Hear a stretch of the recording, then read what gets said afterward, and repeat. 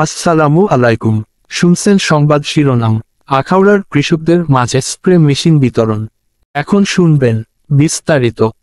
ব্রাহ্মণবাড়িয়ার আখাউড়ায় কৃষকদের মাঝে 45টি নেপসাক স্প্রে মেশিন বিতরণ করা হয়েছে।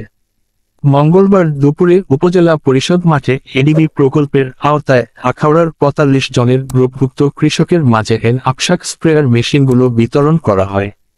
উপজেলা কৃষি কর্মকর্তা মোসাম্মদ তানিয়া তাবাচ্ছুমের সভাপতিত্বে মেশিন বিতরণী অনুষ্ঠানে প্রধান অতিথি হিসেবে উপস্থিত ছিলেন জেলা কৃষি সম্প্রসারণ অধিদপ্তরের উপপরিচালক ডক্টর মোস্তফা ইমরান হোসেন এবং বিশেষ অতিথি হিসেবে উপস্থিত ছিলেন জেলা প্রশিক্ষণ অফিসার মুন্সি তোফায়েল হোসেন, উপজেলা সরকারি কৃষি কর্মকর্তা মোহাম্মদ মুশিউর রহমান, উপজেলা উপসহকারী কৃষি কর্মকর্তা নাইমা জান্নাত প্রমুখ।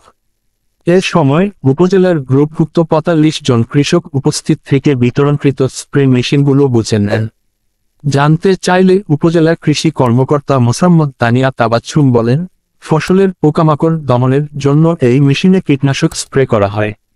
আজকে উপজেলার গ্রুপভুক্ত 45 জন কৃষকদের মাঝে 45টি স্প্রে মেশিন, 45টি গ্রামবুট, হ্যান্ড গ্লাভস এবং মাস্ক বিতরণ করা হয়েছে।